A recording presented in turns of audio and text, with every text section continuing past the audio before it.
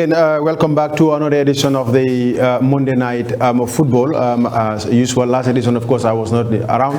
That was Payero together with Ibrahim Campo, Jata, and Mbai Kor. Of course, today, as I told you, we will be having a very special guest today on Monday night football. But before that, let me just allow my colleague, that is Mbai Kor, to just greet the viewers. Mbai Kor, you welcome to Monday night. Yes, good evening to viewers, those who are viewing us at home and those following online.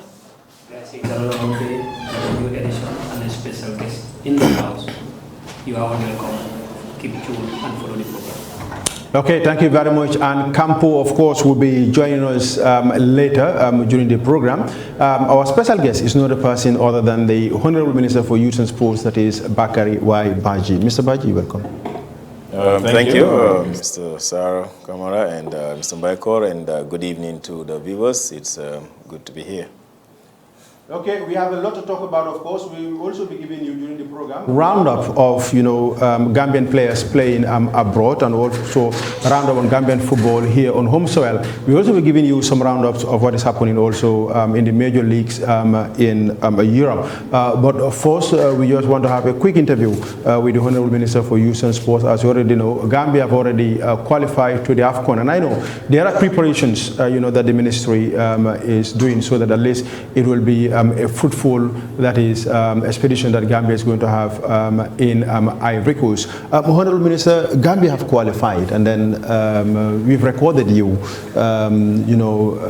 When we qualified, there's a message that you've already, delivered to the Gambian fans, to the coach, to the Gambian people, regarding, that game. But right now, everybody's talking about the preparation, for the AFCON in Ivory Coast. All right, how prepared is the Minister of Youth and Sports? Well, thank you, sir. And like I said in the video the other time, we want to once again take this opportunity to congratulate the whole country, the Gambia, everyone else, both home and abroad, for the success in our second appearance, and of course thank the coach and the federation and all the stakeholders, the ministry, sport council, and everyone else that has been involved, but more so the players and the technical side that have done so well to take us to AFCON for the second time. In terms of preparation, it's ongoing. Most of it is behind the scene work before coming out.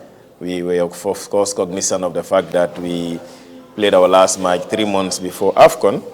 And that means that we have very little time. But we are on it. Last week we had our meeting with the Football Federation, asking the Ministry and the Football Federation, being the two major stakeholders, to set the ball rolling for the preparation of what needs to be done. And primarily, it's two things. It's the technical preparation of the team, as well as the fundraising that is necessary to finance the participation of the Gambia in the AFCON. It's a very expensive venture, and the last time, of course, we saw government taking care of almost majority of the cost, and we anticipate the same thing this time around. But we, of course, reaching out to partners to see who is willing to partner with us to be able to take care of part of the cost. So that's essentially what it is. The technical part is more of a GFF issue, but like I said, we've started the process, and we will be coming public very soon. Okay, you've just mentioned the last time. Government has to intervene, to finance, let's say, the whole financing of the, team participation in the AFCON. This time around, is there a committee that is being set up, to market, Gambia appearance in Ivory Coast, so that at least, revenue will come, so that they will be able to, equally, finance the team, rather than waiting on the government to come at the last minute? Well, that is always what our wish is, to have companies that would come on board and be official sponsors or official partners of the national team for both AFCON and even for the qualifier rounds. But that has not been the case in the past, and it has not been the case this time around. But we hope that things will change this time. I mean, we all know our sport is not does not enjoy a lot of sponsorship, and whatever the reason is, it's a different thing altogether. But we're hoping that those things will change. Yes, government came in, put in money. Of course, even the other funding came from the parastatals, which are all still government. And of course, we had Africell being the only company coming big in terms of sponsorship. The rest is not there. But like I said, the two aspects, the technical aspect is the GFF, the financing, and the other things is the government. And that's what we're trying to see. We'll have a package that we will sell out to the companies and hope that they will be able to buy something that will bring them on board. But again, let me just take this opportunity to call on everyone. I know when we win, we celebrate. Yeah. When we go out there, there's a lot of talk about people having interest, but interest is not just about mere support. It's also about those who have the means to also contribute something towards AFCON. But government is preparing, to also put in what we are supposed to put in. And of course, we understand that it's about the country. Government have a bigger responsibility to take care of the cost of the national team. And we would do exactly like we did the last time, but we opening it up and hoping that people are, because AFCON is a very expensive endeavor, like I said the other time. And, last time people said, oh, it's the first time we are going to go and then be a trial. But we saw what happened. We ended up going all the way to the quarterfinal. And it was a tough one to be able to finance all the through. Hopefully, like Musa Barrow said, this time around we must go to the semi-final.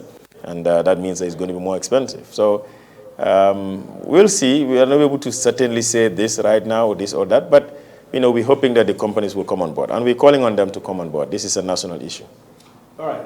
You've talked about financing the AFCON. Preparation is also very, very important, technically, because we all know that at the end of the day, the players need to play friendly matches, before going to the AFCON. All right. Is the ministry or government ready to finance, those test matches, or has the GFF approached the ministry that, all right, there's a settled calendar that the team has to play, on date, so and so? Yes, we have discussed. Going back, let me just reflect back to the last AFCON, like I said. Government is always ready to support. Of course, we cannot promise things that we cannot do because everybody knows the sport is expensive, especially football. So there are certain things that maybe people want us to do, but they are not possible. And GFF understands that certain times they might come with something that we are not able to do, and they are also not able to do at their level based on the issues that I said. Majority of teams in several countries have official sponsors. But in the country, our national team doesn't have an official sponsor. And that is where the problem is. So it cannot be compared with other countries, but we would do our best, just like we've been doing. And in the last AFCON, we played, I think, about 4 test matches or so. But that was different because then we qualified and we had a whole year to prepare before AFCON. I remember, I think we qualified in March, and AFCON started the following year in January. So that gives us almost 10 months of time to prepare. This time around, like I said, it's just 3 months before. And in these 3 months, we have 2 international matches, which are the FIFA World Cup qualifiers. So we just need to access, and those FIFA qualifiers are going to be played during the FIFA windows, in November and primarily November for now. So the intention is to use those periods to also serve as our qualifier matches, but also test matches for the national team. And eventually, there would be a training camp, just like we did the last time when they went to Qatar to do their training camp. I'm not saying this time around we're doing this. I'm saying there would be a training camp. Where it's going to be done, we don't know yet. That is more of a Football Federation issue.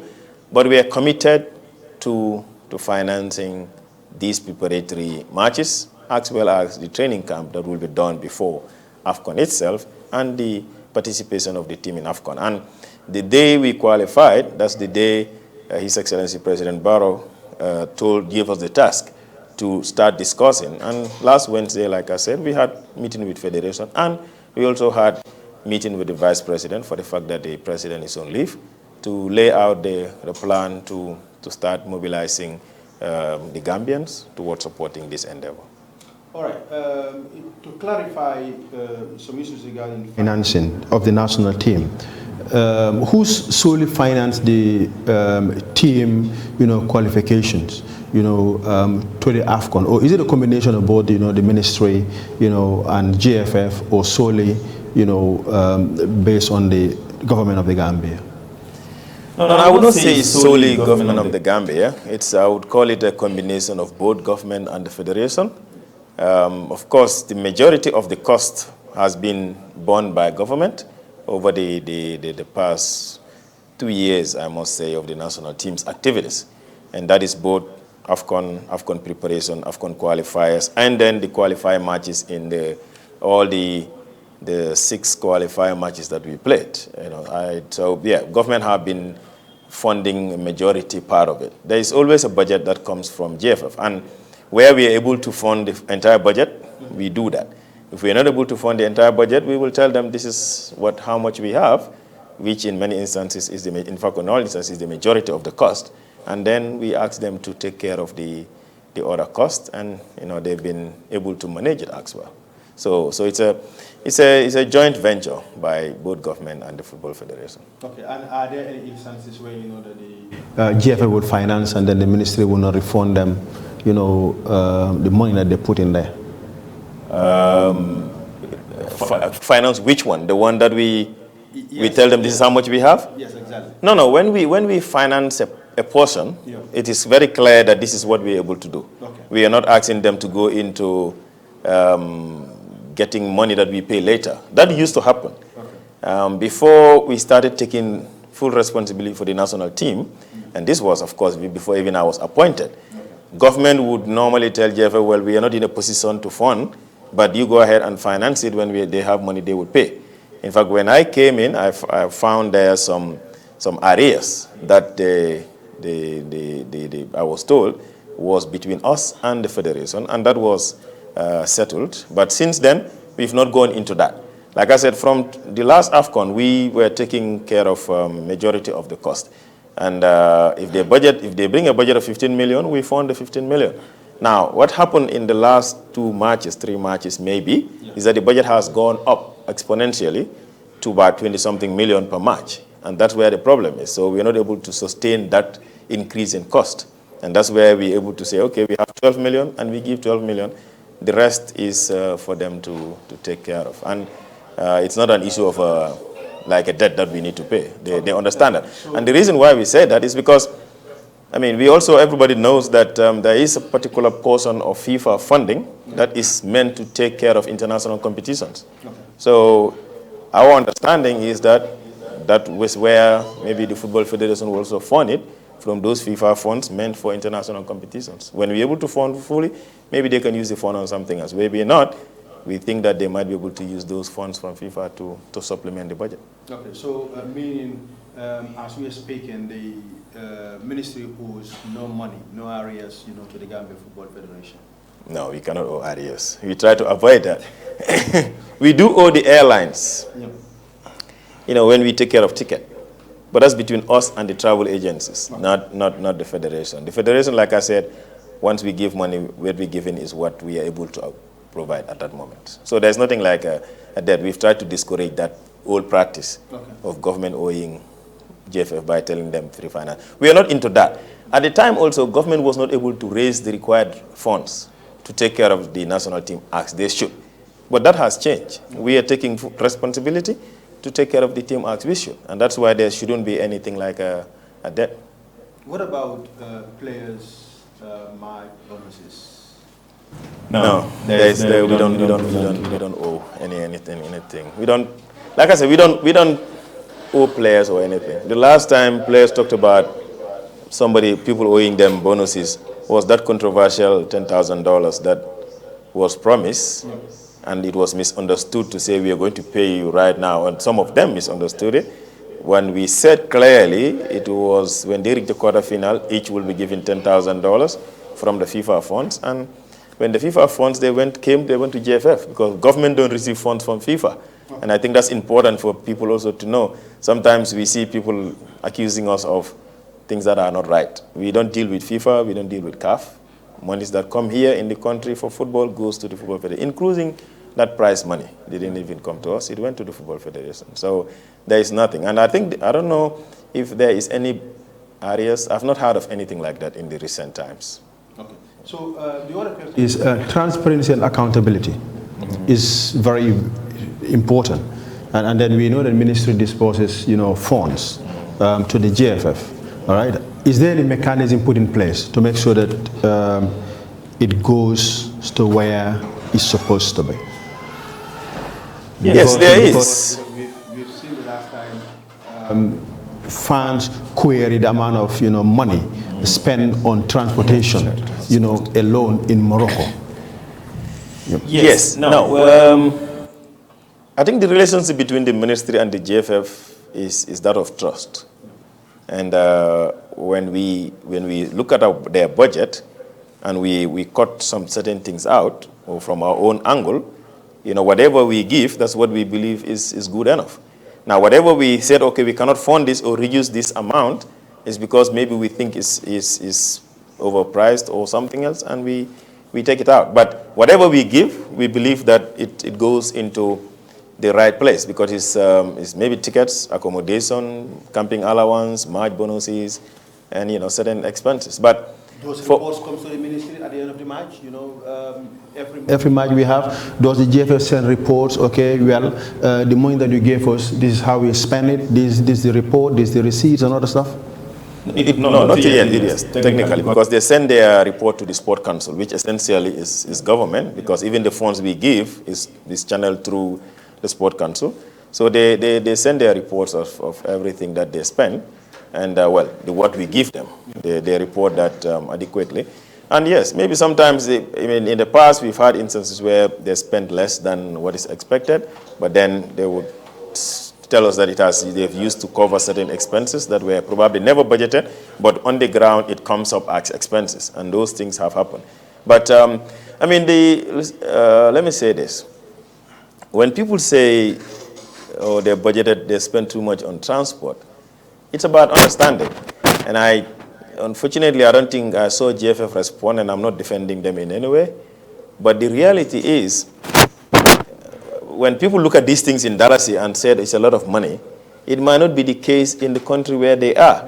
Now, personally, there is a reason why I don't support this idea of going to Morocco, because it's extremely expensive. Morocco is an expensive place to play.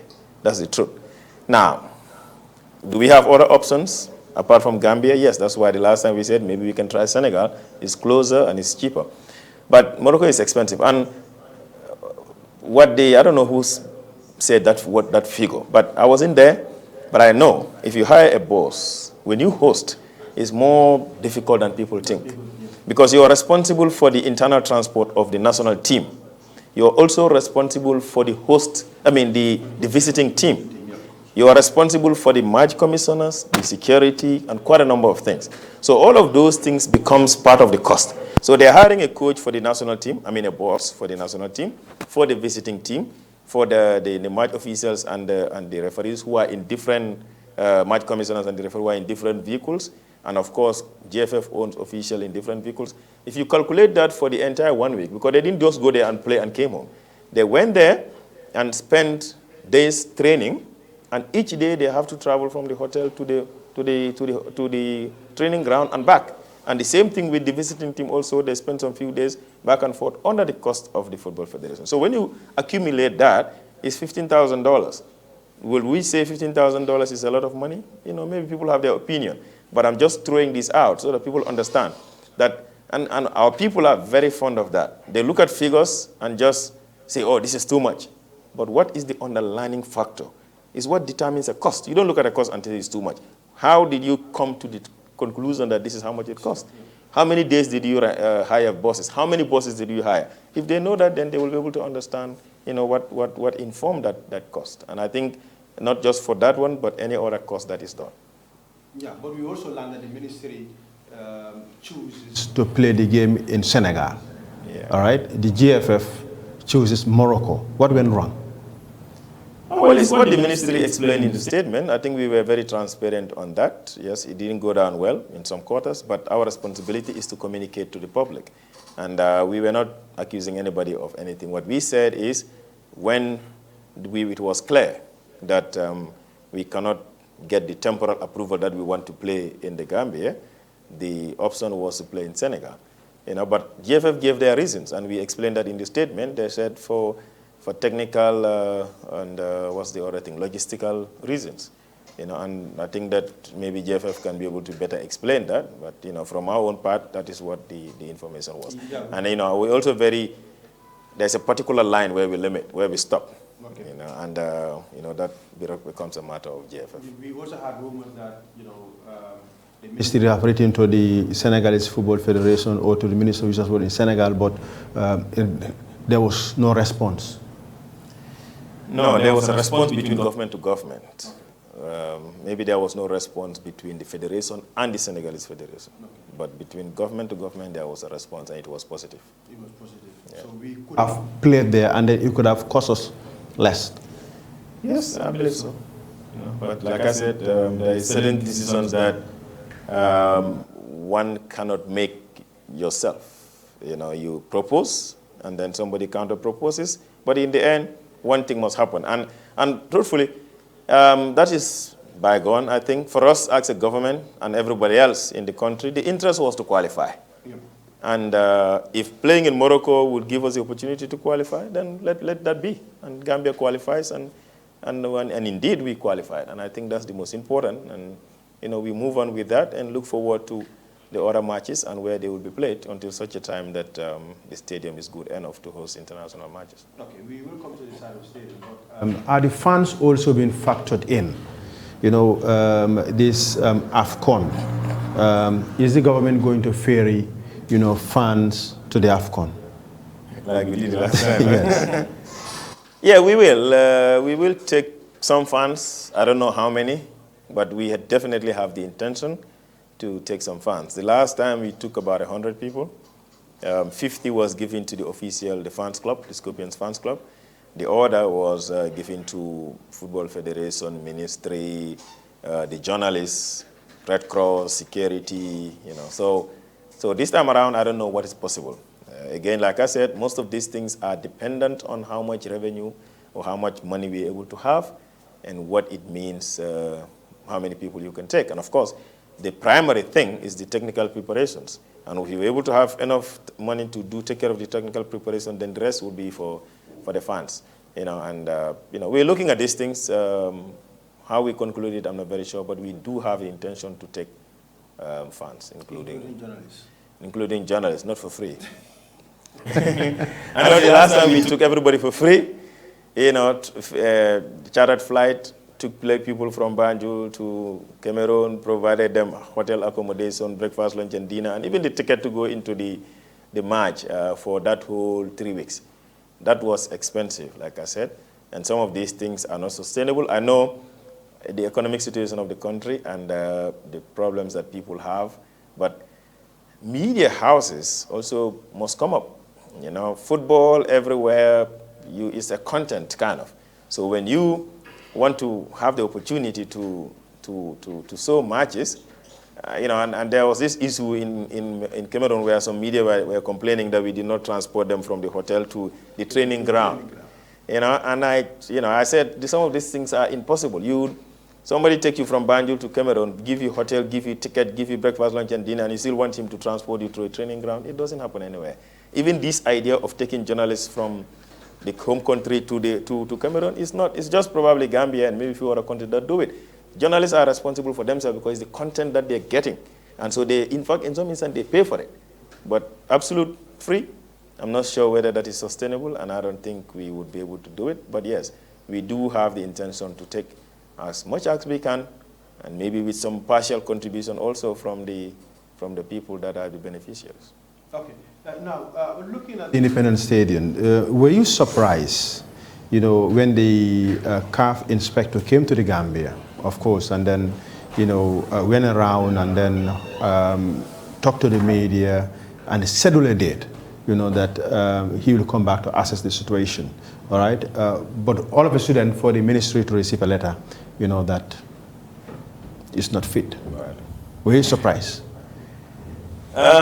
Yes, we were surprised on the outcome in the end of what happened, but not really totally surprised as such, because it was a matter of trial, if I might call it that way, in terms of trying to get a temporal approval to play here.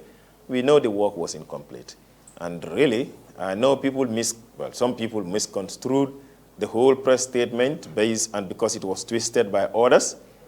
And then instead of reading the statement, I told that to several people, instead of reading our statement, they decided to rely on what some of the media houses reported or what the WhatsApp audios were saying. But our communication was very clear. The announcement that the CAF official was coming here was not to come and determine whether we will play here or not. That was not the idea. The idea was to bring in a CAF official to come and do a preliminary inspection of the ongoing work and advise on what is going well and what we need to improve on before the final inspection or when the work finishes. And so when the CAF guy said, that's what he said. He said they were here to do a preliminary inspection. They will come back to do a final inspection. And yes, it's also coincided with the time that Gambia was supposed to choose where to play. And the consultation between us, the ministry, and the Football Federation was, let's put Gambia as an option. But people also must remember that at that time when we were even making those decisions, the stadium was on a ban. It was not listed at CAF level as a stadium that is qualified to host international matches. And the way these things happen is when they send you a letter to say, indicate your venue, you don't write it. You go to a CAF system, I think they call it the CMX system or something.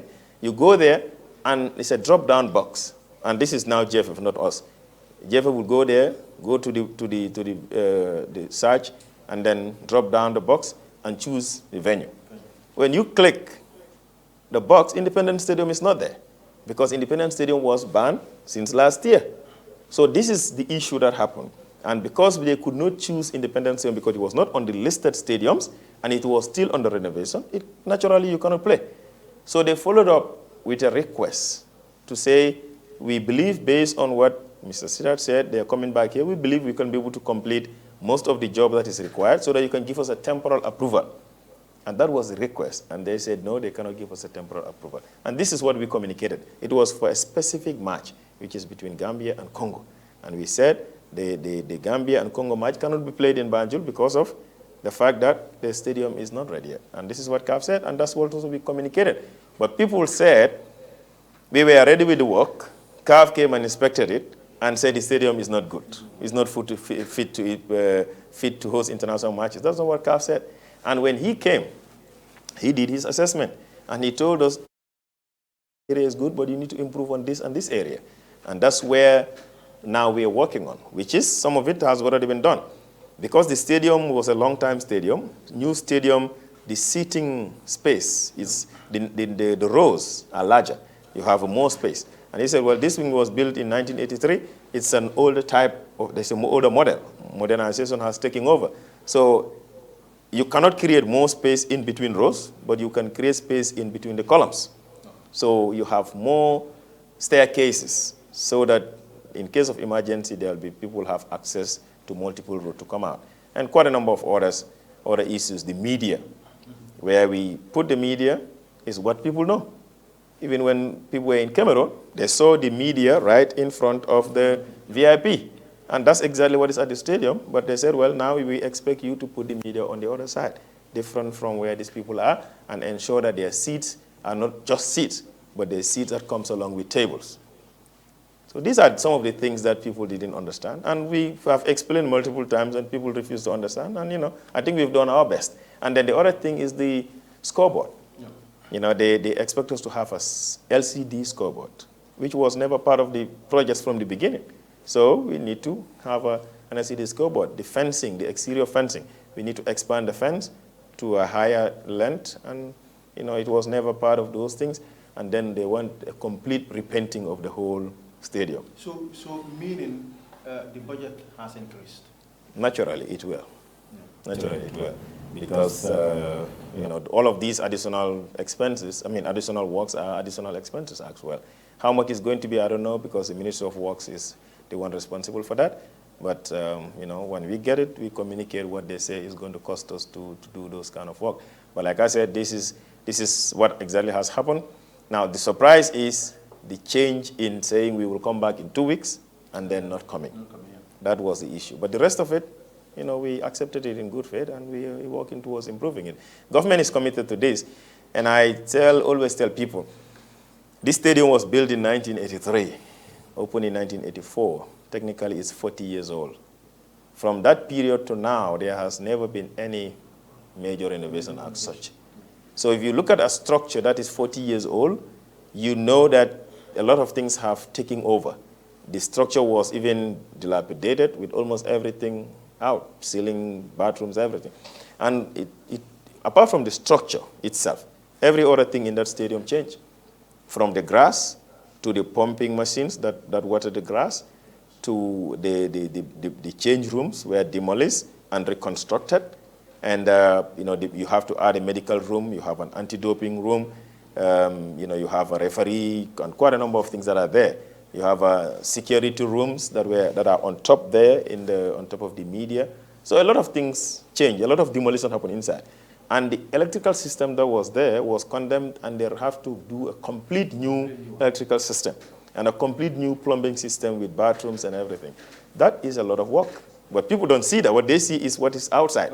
Togui, and then, you know, Penturnenko. No, there's a lot of work that happened inside there. Is there any time frame for this? For the stadium, for the renovation work? No, the experts, you know, when you say last time we say 6 months, they say, but you told us 6 months. And let me say, we communicate as ministers, as policymakers, we communicate what the technicians tell us. Okay. And we believe that they are competent enough to know what they're supposed to do. So what they said is, estimately, it will take about 4 months to complete the work, which is the work that should happen, the ordering of these materials, this togu with tables, tables, chairs with tables, LCD, and quite a number of other things. It's not made here, it's made outside. So you order it, the shipping and everything, plus the work, estimately 4 months. That's what we are told.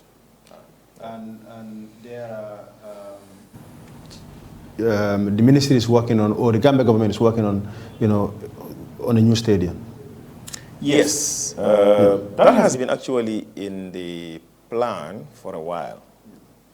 Like I always say, the problems that we encounter is what is affecting majority of African countries, funding. Stadiums are extremely, extremely expensive. That doesn't mean we are not committed to it. We are committed to it. And if we have the opportunity, we would do it. But we are looking at the possibility of building partnership, you know, to look at where we can get that kind of partners to build the stadium in either way, in different models of financing. We're looking at that. But yes, we have a site identified. We have a plan that was developed for 30,000 capacity. And now we are left with the final thing, which is the money to build it, yeah. But we have gone far in that process of laying down the plan and getting things done. And once we're able to get it, either way, either from our bilateral partners or from commercial entities, we would go into the project. But it's a commitment. Even at the presidency level, there is a complete commitment to have a second stadium for the country. Okay. You have any questions? Yes, Sarah, thank you very much for giving me the floor. Though I was about to be unlucky simply because you've read my mind and exhausted most of the things I have to be honorable. But still now, I'm still able to be lucky that there is a portion that you leave for me to ask the minister. Honorable, we know that in anything that you have first experience, there might be some hiccups that you will face. Sure. And now it's almost 2 years since we played the last AFCON that was held in Cameroon 2021. Preparing for the back-to-back Cup of Nations, which is almost 2 months prior before the competition. How soon are we expecting the NCC to release the report of the last AFCON? No, the report of the last AFCON is ready. I don't know, release asking to the public or to who, because there are 2 aspects of the report, the narrative and the financial.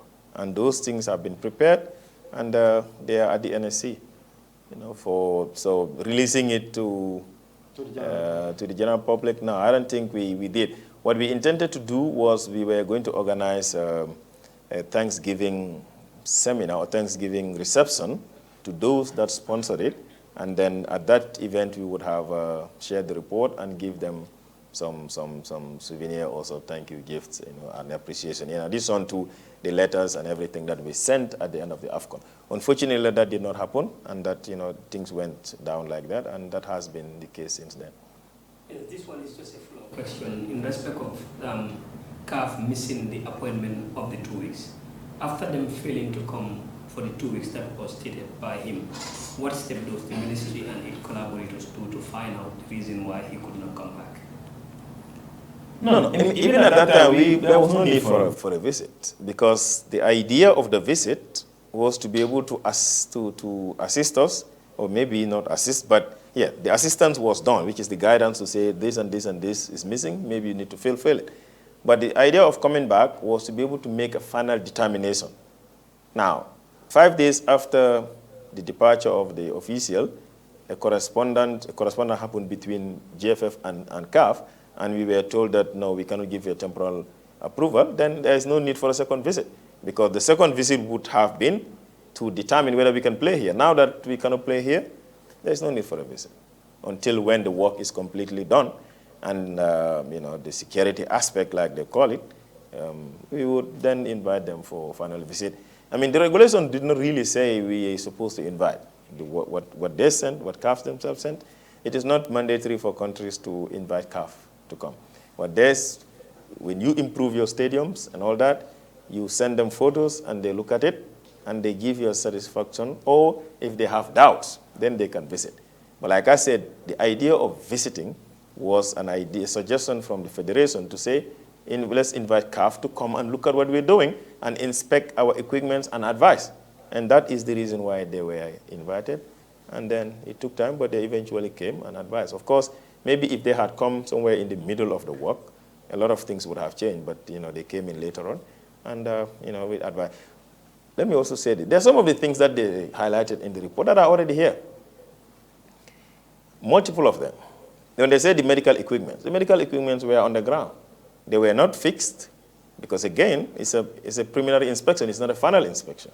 But they were there. And in fact, when they highlighted in the report, the guys went there, took a photo of it and sent it to them on email to say, these things are here. The stretcher is here, the AED is here, the oxygen is here, and all of that. The poles, I guess nobody even should ask anybody about poles. You go to the stadium, you see them on top of the stadium. But they highlighted that in the report, I don't know why.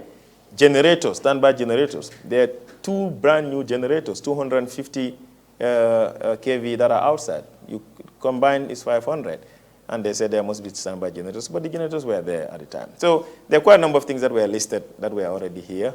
But, like I said, for us, we moved on, and we're focusing on the important thing, which is doing the rest of the work and looking forward to getting Gambia back to play in Banjo. That is so far what I have for you, because it exhausts most of my questions. Okay, yeah, we don't want to take much of your time. Finally, what message do you have for Gambian football fans? Well, it's to thank everyone for the support over the past months that Gambia has been playing our AFCON qualifiers outside. And I know, we all celebrated the victory of qualifying. People went out on the street to celebrate. And that's the moments that all of us love to see. Gambia coming together to celebrate the successes.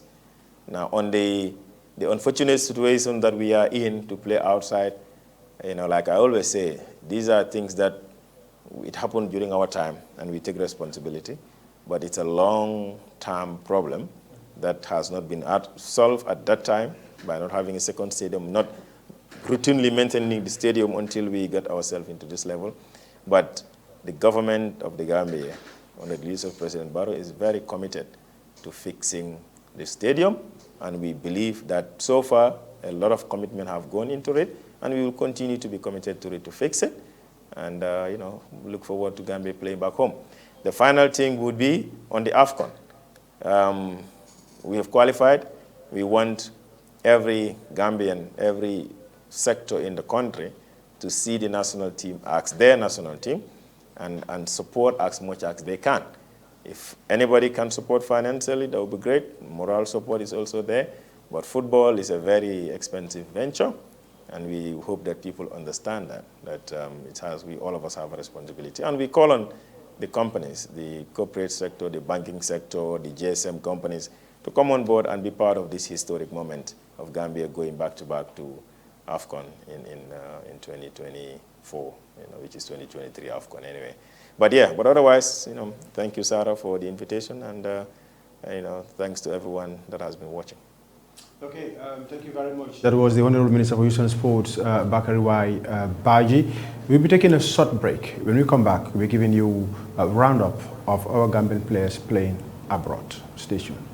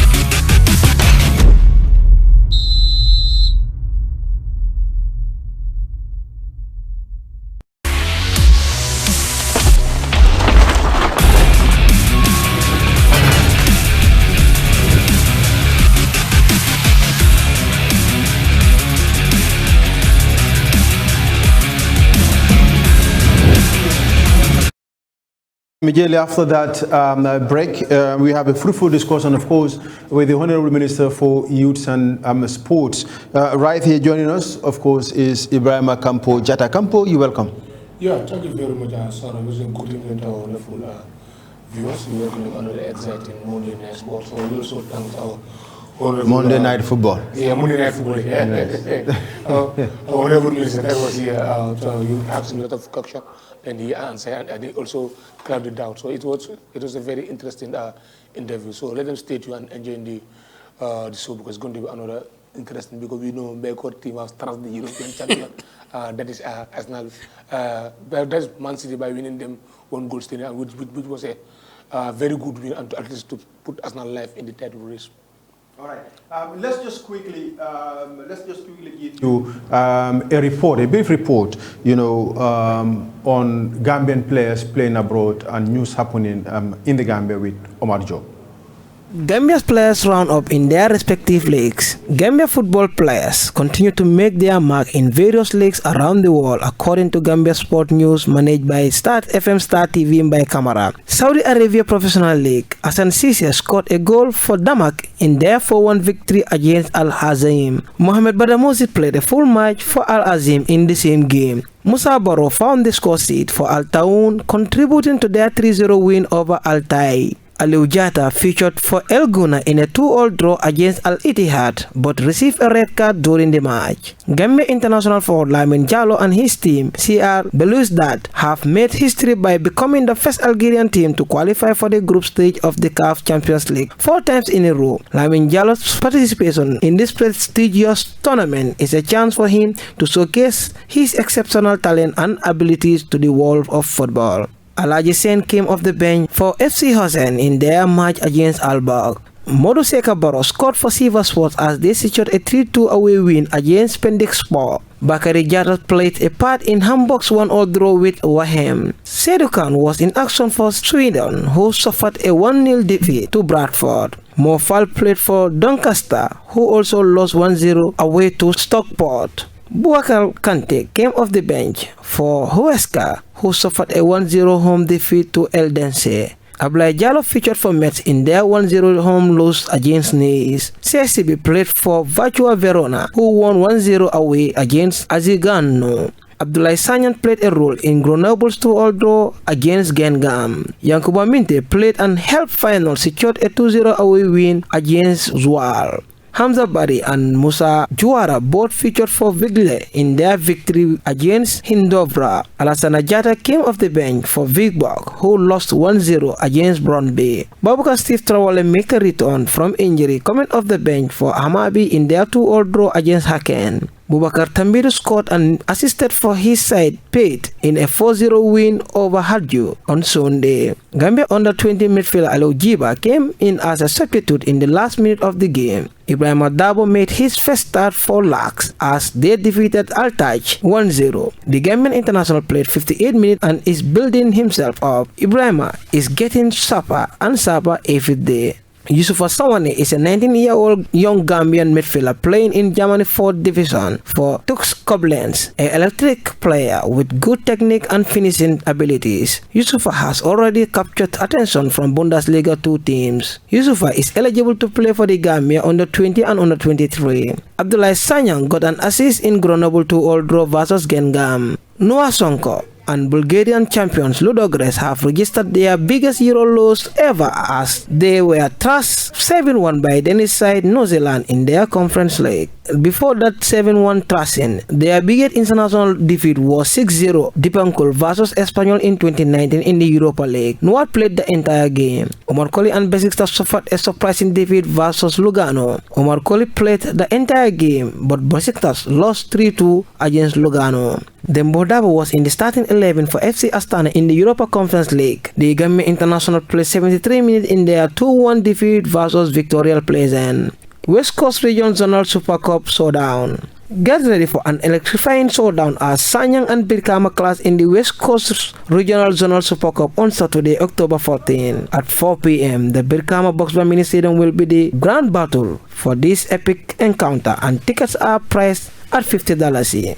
In another development, Usman Drame, the Scorpion team manager, has successfully completed an intensive sport law webinar course offered by the Leadership Academy for Sports Sciences (LAS). This accomplishment marks the beginning of Drame's journey towards expertise in sports law. He was awarded the certificate after dedicating a month to the program, emphasizing the importance of understanding the legal and regularity framework within sports administration. As a team manager overseeing various aspects of team coordination and management, Drame highlighted that grasping legal intricacies is essential, given their role in handling competition regulation and FIFA status. The course exposed him to contract law at all levels, including players, agents, club, and international associations, shedding light on the legal implications and the rules of vital sports organizations such as the Court of Arbitration for Sports, World Anti-Doping Agency, and the International Olympic Committee. Drame expressed his gratitude to Lamin Kaba Bajo, the president of the Gambia Football Federation, for pursuing him to enroll in the course and sponsoring it, dedicating his certificate and future sports law career to president as he continues to pursue excellence in this field.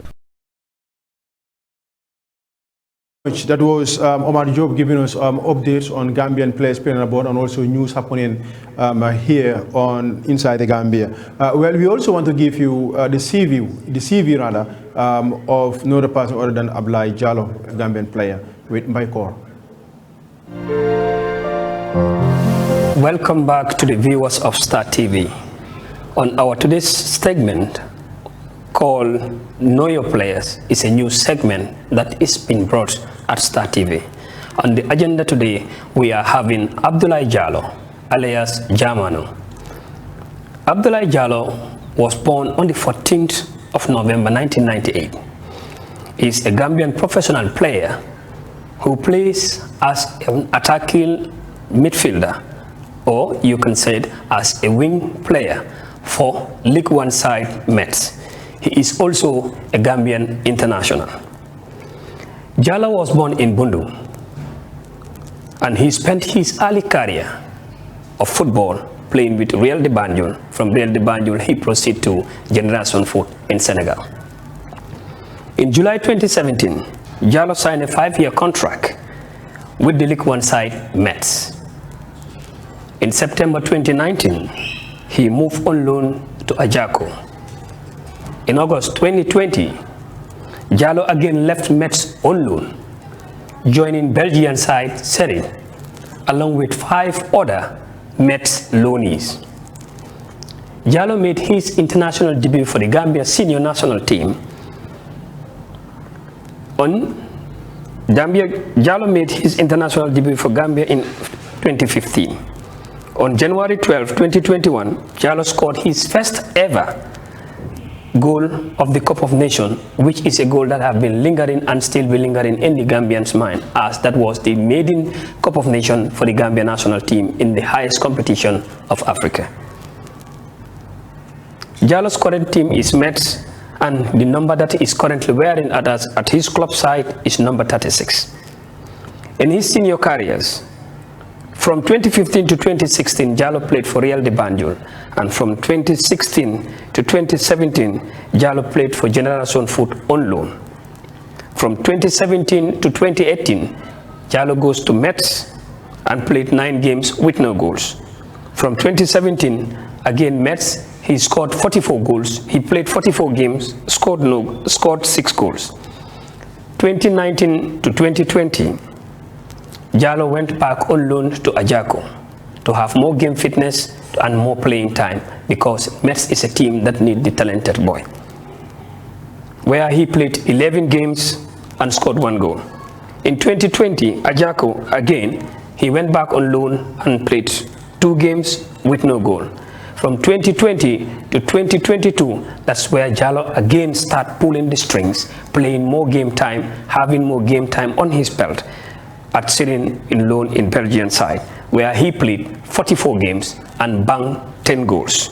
In his international debut, Badjie made the debut in 2015 for the Gambia senior national team. Keep following Star TV. That was the segment we have for you today of Know Your Player, who is Bakary Y Badjie alias Jamano. keep tuned for the coming week, which will be coming constantly on your way. Thank you for watching.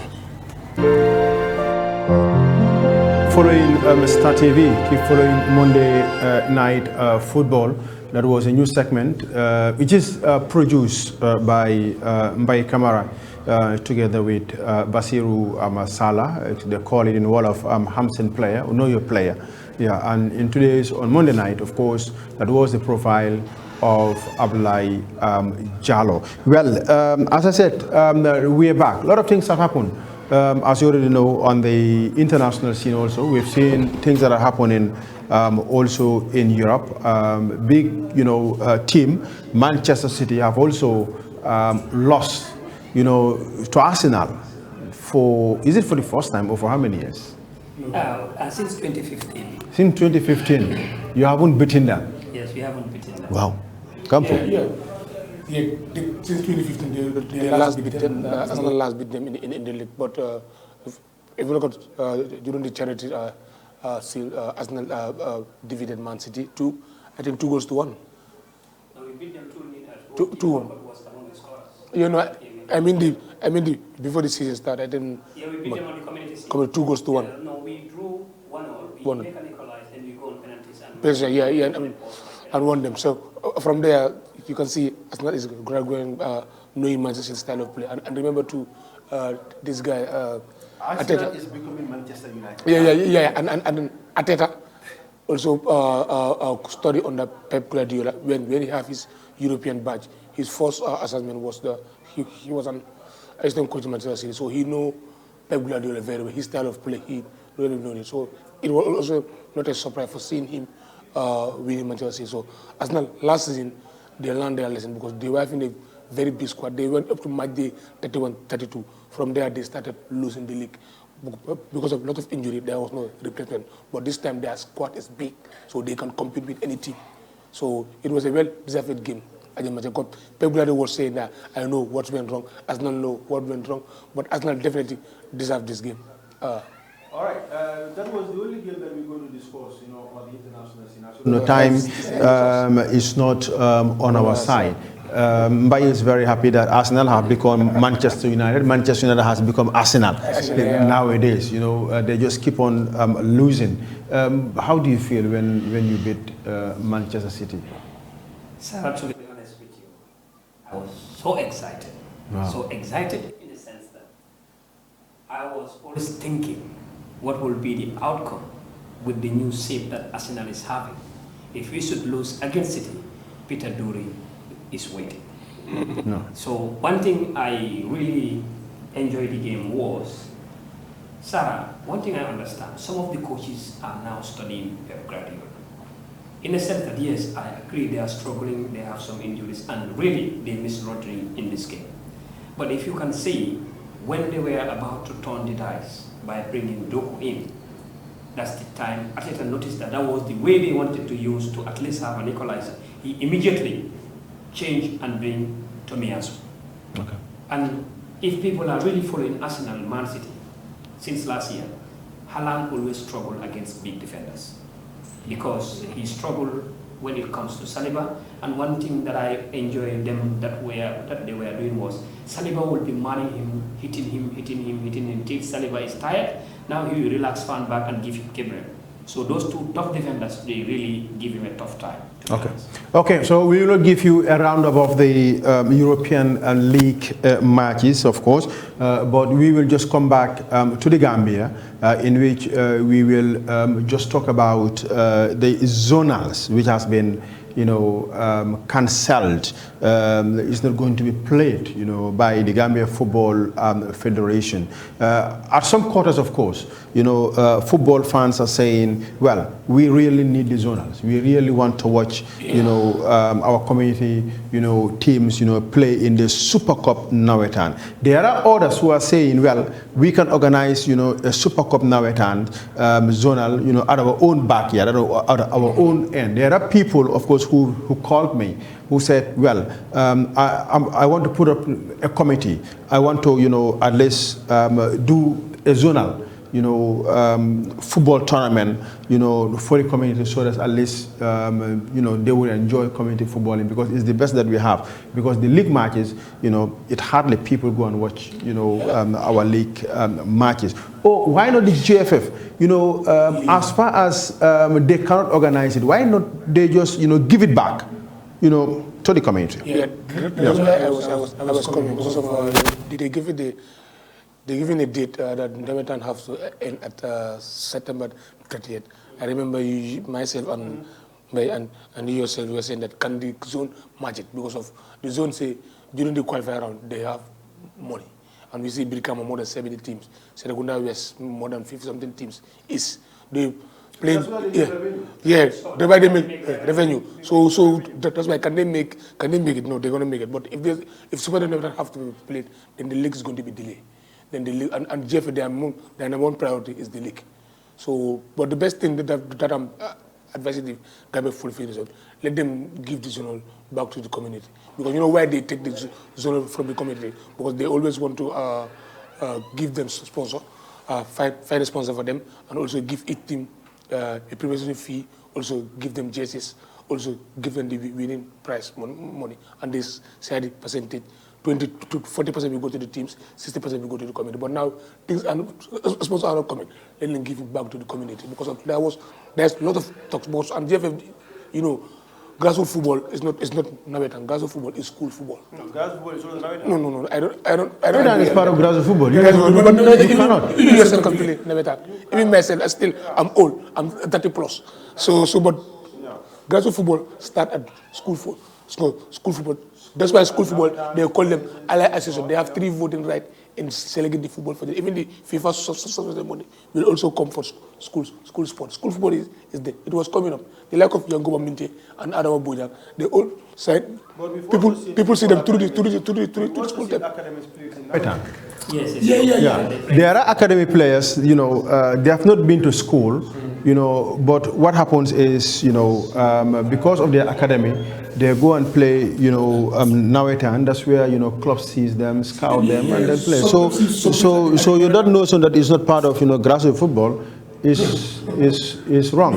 So, but it's also very good, that school football, should come back. The GFF, should encourage school football, so that at least at the end of the day, a lot of talents, would come on board. But the zonals, the Super Cup, is a thing that Gambians, are really addicted to. So denying them that is denying them everything. Right. Yeah, that's true. Denying them that means you deny them everything. Because after the Nawetan, the zonals is the most watched competition in this country. So the Gambian seeing no zonals this season, it's so pathetic, really. Yeah. Sure. All right. So it means, but is it good for GFF to give back, zonals? To the organizing committee. Yeah. Well, they stay away and allow those to organize. Well, to be honest, yes, they can do so, but I did not buy that idea. Okay. Simply because you're looking at the finance, exactly, the revenue, the finance aspect, and who knows what will be the duration of their regional competition. Okay. And the reason why GFF give this time frame is to make sure the league kickstart on time. Okay. There are not enough pitches. Zonal cannot be going whilst the league is away, and if those people also take it at their level. Their zonal is going now. If the league starts, how can that continue? Yeah, and I think GFF should encourage clubs, to have their own playing field, Campo. Both first division, second division, they should have their own pitches. Like everybody have their own field now. Also, Hawks is trying to Hawks almost they are there because some job need to be finished, then they start playing there. But some fourth division clubs should try and have their own fields. Yeah, so that they will not come to the back. For example, if Serekunda is a municipal field, but we have family team in the Greater Banjul area, they can use Serekunda West, or Serekunda is their home ground. But and also the same time, Nawetan will be playing there. They will pull in with the local team. So it's not nice. It's high time teams to get their own administration office and their own fields. And there are a lot of lands here in the Gambia. Jeff should empower and put more weight on that. You cannot call yourself a first division club, you know, if you don't have, you know, a playing ground, if you don't have your own administrative office. Yeah. Yes, Sarah, I agree with you on that. But the problem on that is to secure a field. I don't think it will be an issue. But the $1 million question is how to maintain that field till it is playable. Because we can even see our Disneyland zones, whom you know that, you know, there are fields that are managed by them. But at the end of the day, go and see some of those fields. If a community like Serakunda West East or other zones cannot maintain their field to be a play standard, it will be a $1 million question for a club to maintain its pitch to a playing standard. Okay. You agree? Yeah. Absolutely. I absolutely agree with what my coach says. So it's going to be very difficult for some teams to maintain because of, say, a zone like Serakunda West, they're going to even maintain their field. So what about, but the clubs will go and search for a sponsor. What Real Banyan did, and Hawks did, and also Gambinos and other clubs, they can also let them go all out and find a sponsor. Because when you call yourself a 4th division team and a professional team, you should try to have your own playing ground, have your own administration, so that nobody will disturb you. It's very sad. Some 4th division team will go and train at Serakunda East. Some will go to Brikama, some will go to Bakau, some will go to Banjul. Look at Banjul. How many 4th division teams train there? More than four teams. And they'll be giving each other a time. 3 o'clock, you have to be, 3 o'clock you will start, 5 o'clock I will start, some will start 9 o'clock, 7 o'clock, some will start 9 o'clock, 10 o'clock. So it's very bad. So that field cannot even have a, cannot even have a rest. Because at least when you playing at a football field, a grass, at least the grass have time to relax. But Sunday you continue playing. That will destroy the field. That's what happened. What Bakary is saying that the Serakunda West and Serakunda East, they're going to maintain their zone because of the too much load, because too much playing, too much playing. Pitch, yeah. So they're going to maintain. So they will have their own training ground. So that's why Gambian football will develop. But you will see one team, 5 teams using the same field for training. So it's very sad. That's very sad. Yeah. All right. Of course, time is against us right here on Monday night football. What do you want to say just to wrap up? Sarah, to just say a big thank you to our viewers and those of them who are following online. Let them keep supporting. See them next week Monday.